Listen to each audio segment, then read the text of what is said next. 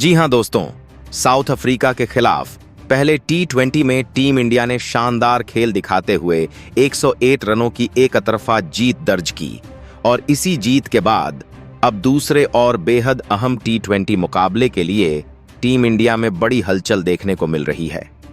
कप्तान सूर्यकुमार यादव और head coach Gautam गंभीर ने देर रात तक चली लंबी बैठक के बाद दूसरे टी20 के लिए कई बड़े और तेज फैसले लिए हैं। पहले मैच में भारत ने वह प्रदर्शन किया जिसका इंतजार करोड़ों भारतीय फैंस कर रहे थे। धमाकेदार अंदाज के साथ सीरीज में 1 की बढ़त हासिल कर ली गई है और अब टीम इंडिया दूसरे टी20 को जीतकर पूरी सीरीज पर पकड़ मजबूत करने की रणनीति बना चुकी है। पहले मुकाबले में टीम के खेल को लेकर कुछ अहम बातें सामने आईं और इन्हीं बिंदुओं पर कप्तान और कोच ने मिलकर बदलावों को मंजूरी दे दी है।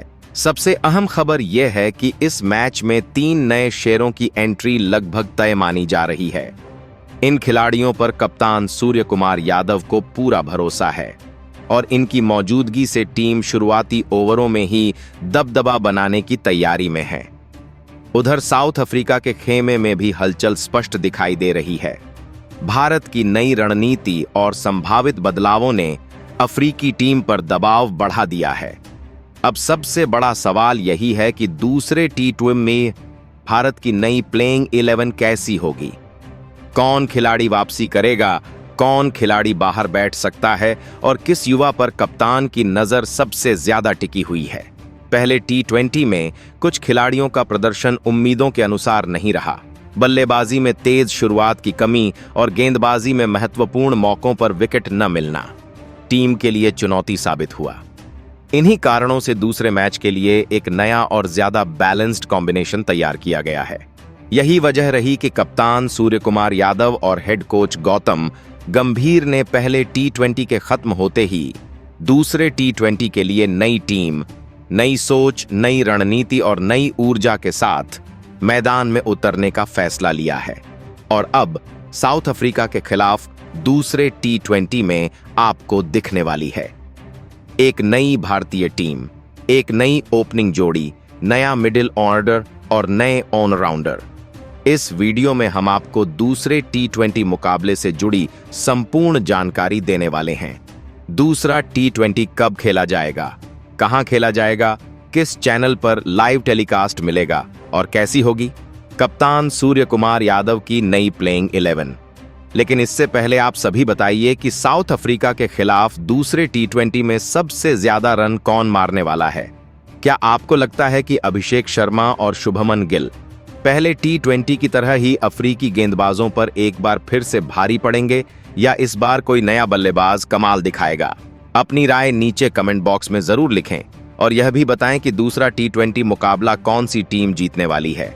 देखते हैं किसकी सोच बिल्कुल सही बैठती है। अब बिना समय गंवाए आगे बढ़ते हैं। भारत और साउथ अफ्रीका के बीच 5 मैचों की टी20 सीरीज का दूसरा रोमांचक मुकाबला 11 दिसंबर 2025 को Maharaja Yadavendra Singh international cricket stadium Chandigarh में खेला जाएगा। इसका समय पहले टी20 की ही तरह शाम 7 बजे से रहने वाला है और टॉस 6:30 बजे किया जाएगा। लाइव प्रसारण की बात करें तो मोबाइल पर आप इस मैच को जियो हॉटस्टार ऐप में देख सकते हैं। टीवी पर देखने के लिए स्टार स्पोर्ट्स नेटवर्क के चैनल उपलब्ध रहेंगे, जहां हिंदी, अंग्रेजी और कई भारतीय भाषाओं में कमेंट्री सुनने को मिलेगी। तो तैयार हो जाइए भारत और दक्षिण अफ्रीका के बीच होने वाले इस दूसरे धमाकेदार टी20 मुकाबले के लिए, क्योंकि इस बार भी मैदान पर देखने को मिलेगा रोमांच से भरपूर क्रिकेट एक्शन। अब बात कर लेते हैं हेड टू हेड आंकड़ों की। भारत और साउथ अफ्रीका के बीच इस मैदान पर अब तक केवल 5 टी20 मुकाबले खेले गए हैं। भारत ने 3 मैच जीते हैं जबकि साउथ अफ्रीका ने 2 जीत अपने नाम की है। चूंकि मुकाबला भारत की सरजमी पर खेला जा रहा है, इसलिए एक बार फिर दूसरे टी20 में भारतीय टीम मजबूत नजर आ रही है और आंकड़े भी यही दिखाते हैं। लेकिन साउथ अफ्रीका को हल्के में नहीं लिया जा सकता। टेस्ट सीरीज में भी टेम्बा बावुमा ने अपनी समझदार कप्तानी और माइंडसेट से भारत को 2-0 से हराया था। अब देखना होगा कि दूसरे टी20 में क्या साउथ अफ्रीका कोई बड़ा चमत्कार कर पाता है या इस बार भारत T20 सीरीज में इतिहास दोहराने की ओर बढ़ने वाला है? अब जैसा कि दोस्तों हमने आपको भारत और साउथ अफ्रीका के बीच होने वाले दूसरे T20 मुकाबले से जुड़ी पूरी जानकारी दे दी है। अब वीडियो में आगे बढ़ते हैं और बात करते हैं उन 11 बब्बर शेरों की जो साउथ अफ्रीका को दूसरे T20 में हराने के लिए पूरी तरह तैयार हैं, बिना आपका समय गंवाए। अब भारत की नई टीम और उन 11 जांबाज खिलाड़ियों का परिचय करते हैं जो इस मुकाबले में जीत की नींव रखने वाले हैं। अगर हम ओपनिंग जोड़ी की बात करें तो साउथ अफ्रीका के खिलाफ दूसरे T20 के लिए कप्तान सूर्य कुमार यादव ने ओपनिंग में कोई बदलाव नहीं किया है। एक बार फिर अभिषेक शर्मा और उपकप्तान शुभमन गिल ही भारतीय पारी की शुरुआत करते हुए नजर आएंगे। पहले ओपनर अभिषेक शर्मा की बात करें तो पहले T20 में उन्होंने 12 गेंदों में 17 रन बनाए, 2 चौके और एक शानदार छक्का लगाकर उन्होंने साफ संदेश दिया कि वह पावर प्ले में आक्रामक बल्लेबाजी करने ही उतरे हैं। भले ही वह बड़ी पारी नहीं खेल पाए, लेकिन उनका स्ट्राइक रेट 141 से ऊपर रहा, जो यह साबित करता है कि टीम की तेज शुरुआत की जिम्मेदारी वह मजबूती से निभाते हैं। अब दूसरे T20 में फिर से भारत को ऐसी ही तूफानी शुरुआत की जरूरत होगी और अभिषेक शर्मा से यही उम्मीद रहेगी कि वह शुरुआती 6 ओवरों में तेज रन बनाकर टीम को मजबूत आधार दें। अब बात करते हैं दूसरे ओपनर शुभमन गिल की। पहले T20 में गिल 2 गेंदों में 4 रन बनाकर आउट हो गए। उन्होंने एक शानदार चौका जरूर लगाया, लेकिन उसके बाद अपनी पारी को आगे नहीं बढ़ा पाए। हालांकि उनकी टाइमिंग और आत्मविश्वास वही शुरुआती शॉट्स में साफ नजर आए। इस दूसरे T20 में टीम इंडिया को शुभमन गिल से एक लंबी और जिम्मेदार पारी की उम्मीद है। जब गिल लय में आ जाते हैं तो मैदान के चारों ओर शॉट लगाने की क्षमता रखते हैं और अगर वह सेट हो गए तो भारत को पावर प्ले में स्थिरता और तेजी दोनों प्रदान कर सकते हैं। अब दोस्तों नंबर 3 की बात करें तो यहां भी किसी तरह का बदलाव देखने को नहीं मिल रहा और दूसरे T20 मुकाबले में एक बार फिर कप्तान सूर्य कुमार यादव ही तीसरे नंबर पर बल्लेबाजी करने उतरेंगे। पहले T20 में सूर्य ने शानदार शुरुआत की थी और 12 गेंदों में 17 रन बनाकर अपने आक्रामक अंदाज की झलक दिखाई थी। अफसोस कि वह अपनी पारी को लंबा नहीं खींच पाए, लेकिन हम अच्छी तरह जानते हैं कि सूर्य कुमार यादव वह खिलाड़ी हैं जो जितनी जल्दी विकेट खोते हैं उससे भी ज्यादा तेजी से वापसी करते हैं। उनका अंदाज निडर, बेखौफ और पूरी तरह आक्रामक रहता है। अब जब दूसरा मुकाबला खेला जाना है तो टीम इंडिया को सूर्य से उसी पुराने 360 डिग्री वाले खेल की उम्मीद रहेगी। अगर सूर्य मैदान पर टिक गए तो गेंदबाज कहीं भी गेंद डालें, वह हर दिशा में शॉट खेलने की क्षमता रखते हैं। पहले T20 की अधूरी पारी के बाद साफ नजर आता है कि इस बार सूर्य और ज्यादा जिम्मेदारी के साथ मैदान पर उतरेंगे और टीम को एक बड़ा और तेज स्कोर देने की कोशिश करेंगे। अब नंबर 4 की बात करें तो यहां कप्तान सूर्य कुमार यादव ने भरोसा जताया है टीम इंडिया के भरोसेमंद मिडिल ऑर्डर बल्लेबाज तिलक वर्मा पर। दूसरे T20 में भी तिलक वर्मा ही चौथे नंबर पर बल्लेबाजी करते हुए नजर आएंगे। पहले T20 में तिलक ने 32 गेंदों में 26 रन बनाए। कुछ शानदार शॉट तो देखने को मिले, लेकिन वह अपनी पारी को बड़े स्कोर में तब्दील नहीं कर पाए। फिर भी हम सभी जानते हैं कि तिलक वर्मा संतुलित और परिपक्व बल्लेबाज हैं। वह न उतावलेपन में खेलते हैं और न ही बेवजह जोखिम लेते हैं। उनका खेल तकनीक, टाइमिंग और समझदारी पर आधारित है। यही वजह है कि टीम मैनेजमेंट लगातार उन पर भरोसा जताता है। अब दूसरे T20 में मिडिल ओवर्स में टीम इंडिया को मजबूत पकड़ दिलाने की जिम्मेदारी तिलक वर्मा पर ही रहने वाली है। अगर तिलक थोड़ा तेज खेल दिखाएं, स्ट्राइक रोटेट करें और बीच बीच में बड़े शॉट लगाएं तो टीम की नींव काफी मजबूत हो जाएगी। अब दोस्तों नंबर 5 की बात करें तो यहां कप्तान सूर्य कुमार यादव ने टीम इंडिया के विस्फोटक ऑलराउंडर हार्दिक पांड्या को मौका दिया है। पहले T20 में हार्दिक पांड्या ने शानदार पारी खेलकर सबका दिल जीत लिया। उन्होंने 28 गेंदों में 59 रन की दमदार पारी खेलकर भारत को मुश्किल स्थिति से बाहर निकाला और टीम को मजबूत स्कोर तक पहुंचाया। उनकी पारी में ताकत थी, टाइमिंग थी और मैच को पढ़ने की बेहतरीन समझ भी थी। जब टीम लगातार विकेट गंवा रही थी, तब हार्दिक ने साझेदारी बनाई और फिर अचानक गियर बदलकर तूफानी बल्लेबाजी शुरू कर दी। यही उनकी सबसे बड़ी खासियत है। परिस्थितियां चाहे कैसी भी हों, वह मैच का रुख अपनी बल्लेबाजी से पलटने की क्षमता रखते हैं। अब दूसरे T20 में भी पूरी उम्मीद है कि हार्दिक पांड्या उसी आक्रामक सोच के साथ उतरेंगे। अगर उन्होंने अपनी लय पकड़ ली तो मिडिल ओवर्स में रन गति को इतना ऊपर ले जाएंगे कि विपक्षी गेंदबाजों के लिए वापसी करना बेहद मुश्किल हो जाएगा। दोस्तों, अब नंबर 6 पर नजर डालें तो यहां टीम ने एक अहम फैसला लेकर बदलाव किया है। पहले T20 मुकाबले में जितेश शर्मा को मौका दिया गया था, लेकिन वह न तो बल्लेबाजी में चमक दिखा पाए और न ही टीम को फिनिशिंग का वह भरोसा दिला सके जिसकी उनसे उम्मीद की गई थी। जहां टीम को तेज रन चाहिए थे, वहां जितेश जल्दी आउट होकर लौट गए और भारत को वह मजबूती नहीं मिल सकी जिसकी जरूरत थी। इसी कारण दूसरे T20 के लिए जितेश को बाहर किया गया है और उनकी जगह टीम के भरोसेमंद विकेटकीपर बल्लेबाज संजू सैमसन को नंबर 6 पर उतारा जा रहा है। संजू का शांत स्वभाव, मैच की समझ और स्ट्राइक रोटेट करने की क्षमता उन्हें निचले क्रम पर बेहद प्रभावी बनाती है। जरूरत पड़ने पर वह बड़े शॉट भी खेलते हैं और पारी की गति को ऊपर ले जाते हैं। इस मुकाबले में टीम इंडिया को उनसे एक मजबूत और तेज फिनिश की उम्मीद रहेगी। अब नंबर 7 की बात करें तो यहां भी टीम ने एक बड़ा बदलाव किया है। पहले T20 में शिवम दुबे को मौका दिया गया था, लेकिन वह बल्ले और गेंद दोनों से असरदार प्रदर्शन नहीं कर सके। उन्होंने सिर्फ 11 रन बनाए और स्ट्राइक बदलने तक में संघर्ष करते दिखे। गेंदबाजी में भी वह महंगे साबित हुए और न लाइन पकड़ सके न लेंथ नियंत्रित कर पाए, जिससे टीम को किसी भी तरह का फायदा नहीं मिला। यही कारण है कि दूसरे T20 मुकाबले में शिवम दुबे को बाहर किया जा रहा है और उनकी जगह टीम इंडिया के भरोसेमंद ऑलराउंडर वाशिंगटन सुंदर को शामिल किया जा रहा है। सुंदर की सबसे बड़ी ताकत उनकी कसी हुई ऑफ स्पिन गेंदबाजी है, जहां वह पावर प्ले में भी बेखौफ गेंद डालते हैं और मिडिल ओवर्स में रन रोकने के साथ महत्वपूर्ण विकेट निकालने की क्षमता रखते हैं। बल्लेबाजी में भी वह निचले क्रम पर टिककर साझेदारी निभाने और जरूरत पड़ने पर तेज रन जोड़ने दोनों में माहिर हैं। टीम को इस मुकाबले में उनसे वही संतुलन चाहिए जो पहले मैच में नजर नहीं आया था। अब दोस्तों, नंबर 8 की बात करें तो यहां अक्षर पटेल एक बार फिर बल्लेबाजी और गेंदबाजी दोनों जिम्मेदारियों के साथ मैदान पर उतरने वाले हैं। पहले T20 में उन्होंने 21 गेंदों पर 23 रन बनाए। शुरुआत में पारी को संभालने की कोशिश की और कुछ अच्छे शॉट भी देखने को मिले, लेकिन लंबी पारी खेलने का मौका नहीं मिल पाया। इसके बावजूद उनका योगदान टीम की पारी को टिकाए रखने में अहम रहा। अक्षर की सबसे बड़ी ताकत उनकी सटीक और नियंत्रित गेंदबाजी है।